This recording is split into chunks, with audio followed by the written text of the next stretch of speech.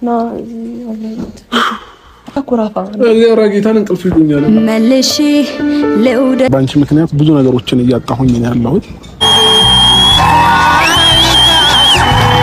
በአብርሽና ሩታ መታረቅ የተበሳጨችው ውሽሚት ሄርሜላ እስከዛሬ ድረስ አብርሽን በድብቅ ስትቀርጽባቸው የነበሩ ማስረጃዎችን አውጥታ አብርሃኝ ከሀገር ካልወጣ እነዚህ ማስረጃዎች ለሩታና በሚዲያ ለቅቄ አዋርዳለሁ እያለች ማስፈራሪያውን ከአሁኑ መጀመሪያውን ሰምቻለሁኝና ከሀገር ልታወጣው ማለት ነው። ያው እንደ ዕቃ ከሀገር ዝም ብላ ይዛው ልትወጣ እንቅስቃሴዎችን እያደረገች መሆኑን ሰምቻለሁ። በነገራችን ላይ ልጅቷ አርፋ አልተቀመጠችም። በዚህ 3 ቀን ውስጥ ወይም ሩታ ከአብርሽ ጋር ለመታረቅ ጥረት ማድረግ ከጀመረችበት ጊዜ አንስቶ ሄርሜላ ሚዲያው ላይ ድምጿን ብታጠፋም አርፋ እንዳልተቀመጠች ከቅርብ ሰዎቿ ለማረጋገጥ ችያለሁኝ እና በጣም ብዙ መንገዶችን እየሞከረች ነው። ራሴን አጠፋለሁኝ ብቻ ሆስፒታል ገባው እያለች ምናምን ወደሱ ለመደወል ከሩታ ጋር አብረው በሚሆኑበት ጊዜ አብረው እንዳይሆኑ በርካታ ነገሮችን እያደረገች እየሞከረች ነው፣ ግን እንዳልተሳካላት ነው የሰማሁት።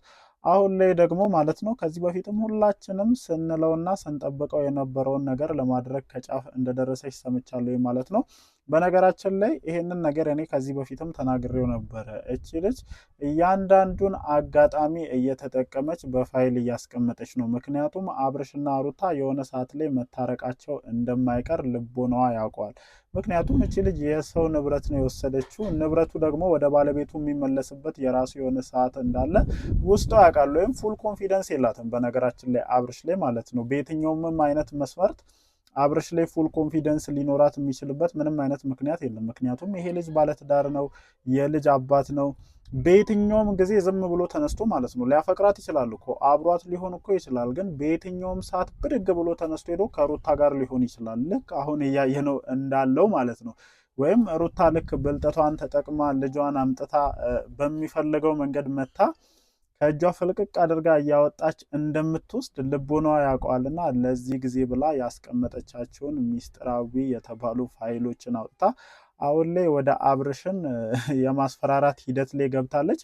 በነገራችን ላይ ከዚህ በፊት አብርሽ ምን ሆኖ ይሁን ብቻ የነበረበትን ሞመንት ሁላችሁም ታውቃላችሁና ከእሷ ጋር ከሀገር ለመውጣት ፕሮሰስ መጀመሩን ተናግረናል። አሁንም ብዙዎቻችሁ ይሄንን ነገር አውቃችሁ መረጃውን ከትላንት ጀምሮ ስታወጡ እንደነበር ለማየት ችያለሁኝና ይሄ ጉዟችን እንዴት ይቀራል? እንዴት በመጨረሻው ሰዓት ጉድ ታደርገኛለህ? እንዴት በ11ኛው ሰዓት እኔን ትተህ ወደ ሚስት ትመለሳለህ ብላ እያበደች መሆኑን ሰምተናልና በየትኛውም አይነት መስፈርት የትኛውንም አይነት መንገድ ተጠቅሜ ይሄንን ልጅ ከሀገር ይዤ እወጣለሁኝ። ልክ እንደ ዕቃ ማለት ነው። እናንተ ጉድ እኮ ነው። እግዚአብሔርን የሚሰማው ነገር ጉድ እኮ ነው እና በጣም በብዙ አይነት መንገዶች እያስፈራራቸው እንደሆነ መረጃው ደርሶኛል ማለት ነው። ብቻ ለማንኛውም ዛሬ የሚለቀቀው ቪዲዮ በጣም ብዙ ነገሮችን ግልጥልጥ ያደርግልናል ብዬ አስባለሁ ማለት ነው። የአብርሽንም የመጨረሻ ውሳኔ የምናውቅበት ቪዲዮ በዛሬው ዕለት ይለቀቃል ማለት ነው። ከዛ በፊት ግን እኔም የሰሟቸውን አንዳንድ መረጃዎች ወደ እናንተ ጣል ጣል እያደረኩኝ ጥሩ ቆይታ እናደርጋለን ማለት ነው። ሰላም እንዴት ናችሁ የኔ ተወዳጅ ቤተሰቦች? ደህና ናችሁ ወይ? አለን እግዚአብሔር የተመሰገነ ይሁን። ዛሬም እንግዲህ በሰሟቸው አዳዲስ መረጃዎች ወደ እናንተ ተመልሼ መጥቻለሁ ማለት ነው። እየሰማናቸው ያሉ ነገሮች ብዙዎቻችንን እያነጋገሩ ነው። ያው የሰሞኑ የሩታ ሁኔታም ብዙዎቻችሁን ልክ እንደ አብርሃም ሁሉ ኮንፊውዝድ እያደረጋችሁ እንደሆነ በደንብ አውቄያለሁ። ምክንያቱም እኔ በሰሩት ቪዲዮ ላይ ጭምር እየተጻፉ ያሉ ኮመንቶች ያንን ነገር በደንብ እየገለጡ ስለሆኑ ማለት ነው። ምክንያቱም ሩታ ከሰሞኑ ከነበረችበት ሁኔታ አንጻር በአንድ ጊዜ እንዴት እንዲተቀይራ ወደ አብርሽ ልትመጣ ቻለች? አብርሽን ለመመለስ እንዴት የዚህን ያክል ጥረት ልታደርግ ቻለች? ምክንያቱም ብዙዎቻችን ጭንቅላት ውስጥ ሩታ ተበዳይ ናት፣ አብርሽ ብዙ ነገር አድርጓታል እና ይቅርታ ማለት ካለበትም መካስ ካለበትም አብርሽ እንጂ ሩታ ይህንን ነገር ለማድረግ የምትገደድበት ምክንያት የለም ብዬ ትናንትና እኔም አስተያየት ሰጥቼ ነበር። ይህንን ሀሳቤን ብዙዎቻችሁ ስትጋሩ ነበርና ትላንት የተለቀቀው የቪዲዮ ርዕስ ላይ ራሱ አብርሽ ይቅርታ አደረገላት ምናምን ምን አጥፍታ ነው የሚለው ጉዳይ ያው ብዙዎቻችንን እያነጋገረ ነው። ግን ይሁን ይህንን መንገድ ተቀብለናል። ምክንያቱም እነዚህ ልጆች አንድ የሚያደርግ ከሆነ ወደ ትዳራቸው የሚመልሳቸው ከሆነ ቤታቸውን አንድ የሚያደርግ ከሆነ ይህንን ሀሳብ ልንቀበልበት የማንችልበት ምንም አይነት ምክንያት የለም። የትም ፍጪው ዱቄቱን አምጪው ምንም አድርጉ ምንም ሁኑ ምንም ብቻ እናንተ ታርቃችሁ አንድ ላይ ሆናችሁ ልጃችሁን አንድ ላይ ለማሳደግ ያብቃችሁ። የምሬን ነው የምላችሁ።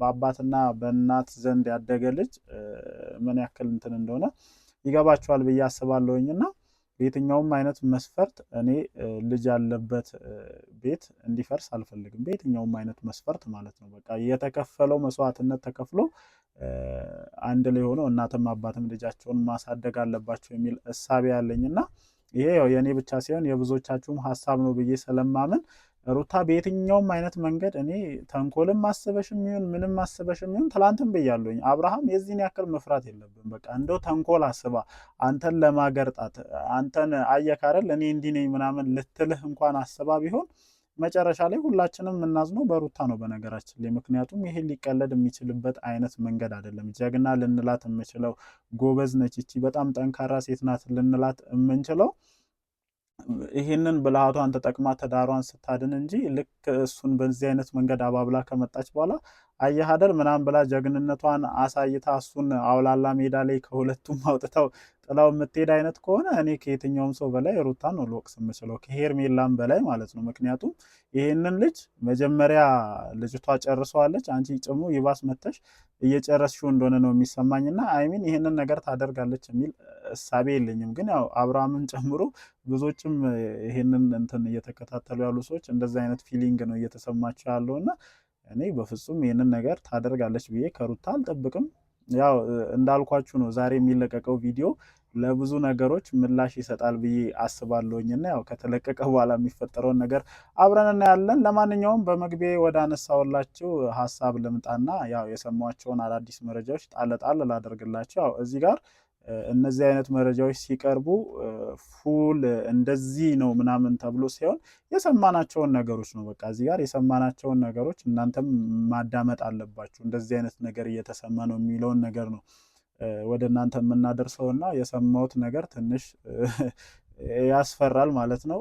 አብርሽ ላይ ከባድ ነገር ይዞ የሚመጣ ነገር እንዳለን የሰማሁትና ያው ፕሮሰስ እያደረጉ እንደሆነና ከሀገር ይዛው ልትወጣ እንደነበር ሁላችንም ከዚህ በፊት መረጃው ደርሶናል ብዬ አስባለሁኝ። እኔም በዚህ ዙሪያ ላይ አንድ ሁለቴ ቪዲዮ ሰርቻለሁኝ።